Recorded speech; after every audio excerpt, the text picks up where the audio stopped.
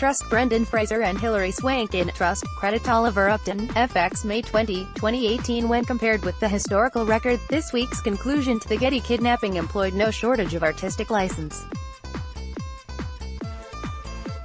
In real life, Little Paul's kidnappers left him on a highway in the pouring rain, a bedraggled teenager in strange clothes and a bandaged head, and he hitchhiked 4 hours before anyone stopped to pick him up. When the police arrived, he was detained and interrogated for hours, and his mother and Fletcher Chase arrived only the next day to escort him to Rome. For the small screen, the creators of Trust have dreamed up a far more cinematic reunion for this, the season's penultimate episode, and it's a reunion dreamed up in the episode by the equally cinematic Primo. He might be a ruthless, cold-blooded murderer, but he understands that the kidnapping of the grandson of the richest man in the world deserves a stylish ending. Sitting in a dark nightclub doing lines of inspirational blow, his dark yet inspired imagination orchestrates every detail of the event down to Chase's and Gail's wardrobe, what car they'll drive and what the weather must be. The mother, she's hot. She'll look great in white. Primo chuckles, tickled with his own twisted vision. How he accounts for the snowfall he requires isn't clear, but the whole scheme seems to be made up, so we'll go with that part as well. As this piece of dark art plays out in his mind, an aria from Giacomo Puccini's Turandot plays in the background. "This is the final act," says Primo. "Like at the opera. In this telling, at least, it is." The episode begins near the end. Fletcher and Gail wait in a pretty white car, wearing all white clothes, on a snowy white mountainside near a payphone, shortly after the ransom has been delivered in a heap of all-white suitcases. An 11th-hour change to Primo's original instructions, the kidnappers are supposed to call and tell them where to find Paul. Chase assures Gail, who's on edge, "Don't worry, the phone will ring." The intimacy of this small car on an isolated mountainside promotes intimate conversation, and, for the first time, a potential yet obliquely implied romance between them is made more explicit. But more on that later on, and so, as they wait, the action flashes backward. Paul's kidnappers sit in a cave with Paul, nervous. Why doesn't the boy's ear make Getty Sr. pay? A veterinarian, treating Paul's open head wound, overhears them. The package had been dropped near Naples. "There's your problem," he says. "There's a postal strike in Naples." Primo and one of his henchmen race back to the post office, unfathomably locate the package among towers of undelivered mail, and carry it directly to a newspaper. Gail is convinced immediately that the ear is her son's. It has the same freckles she's known since he was a baby. But at Sutton Place, Paul Sr. remains unswayed. He has already done his part by negotiating a fair ransom price. It's up to his son to pay. Gail, desperate, rushes over to see her ex-husband. No dice there, either.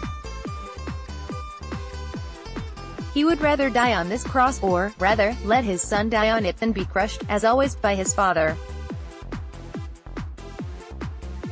Both of the men's egos take priority over little Paul's life. As a final resort, Gail writes an emotional appeal to the President of the United States, Richard Nixon, currently wrapped up in Watergate scandal, but also friends with her father-in-law.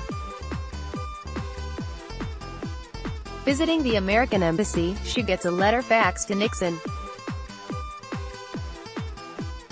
Gail does seem to have written this letter in real life, though it's not a detail commonly told. Oddly, it works. Getty Sr. is woken from his sleep by a phone call from the president himself. Didn't Getty want some people, i.e.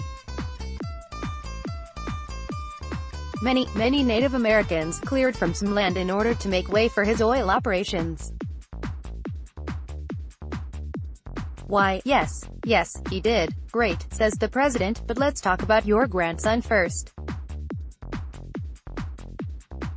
It's unclear why Nixon would have thought this was a politically expedient favor to ask, but what is clear is that Paul Sr. will make far more money off this new oil business than he will lose paying the ransom. They have a deal. Getty summons his son to tell him the new terms. Half of the $5 million will come out of his own pocket, and half will come from the trust as a loan, this time interest-free.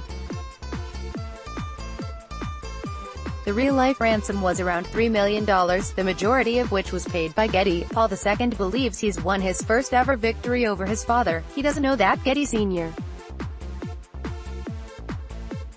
is still making money off it. His ego has been satisfied, and so has his dad's. Now they can attend to little Paul. Primo's operatic vision continues. The all-white envoy delivers the cash to the kidnappers as the snow falls gently upon them. That little Paul isn't there to complete the exchange, violates the terms of the original agreement, but Chase and Gale decide they have little choice but to agree.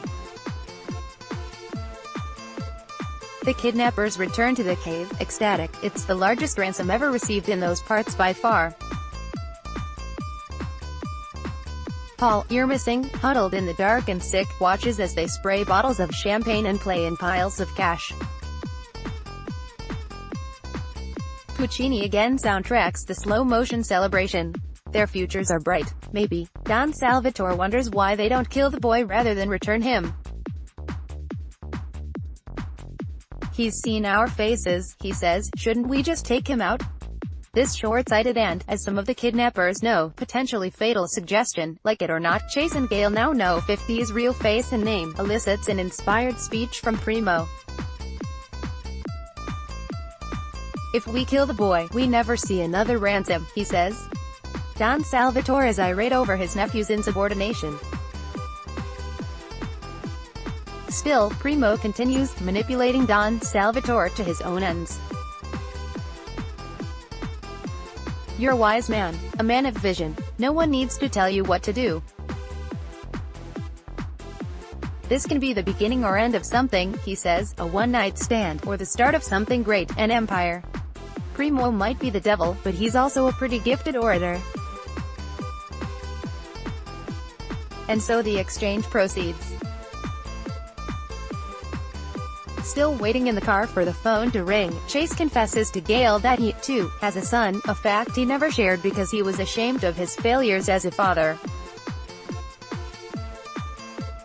Everyone in this debacle but Gale has chosen pride over the fate of his own children, he says. She alone never wavered in her faith or in her devotion to her son. Gale, teary-eyed, returns the compliment. Chase is strange, she says, and by that she means he's the kindest man she's ever met. When she falls asleep, exhausted, Chase stays vigilant, waiting for the call. It's old-fashioned romance at its finest. The woman who sold them their ransom luggage thought so, too. And then, just as Chase promised, the kidnappers call. Primo and Leonardo drop Paul at a Getty Oil gas station, but the employee is freaked out by the sight of Paul, whose head is bandaged and who's wrapped in a blanket, and shuts him out of a store that bears his own family's name. It's a visual representation of the whole saga, really. Paul stumbles further down the road until, at last, Chase and Gale spot him, a solitary, unmistakable figure. Gale jumps out of the car and yells her son's name. Paul turns around, and, overwhelmed, mouths, "Mom." Mother and son are reunited and embrace. Chase, approaching, places his coat over the shivering boy and walks them back to the car. The three of them, huddled together, isolated, are like a newly formed family of outcasts. Spare change, exodus from Sutton Place. Getty Sr. loses 3 of his Sutton Place pawns in this episode. First is Dennis the gardener, Bully Moore's love interest, who leaves overnight, apparently fed up with the place's cold soul. Then there's Penelope, Getty's top mistress, who leaves once she knows little Paul is safe. It helps to knows the man she is having an affair with loves her and wants her to live with him. And finally, there's Getty's pregnant mistress who chooses her own child over Getty. "There goes another one, bully more," he says, watching her drive away. "Indeed, sir," he responds, dutiful as ever. Getty pounds out a few hard notes on a piano, revealing his anger. No one is around to hear it.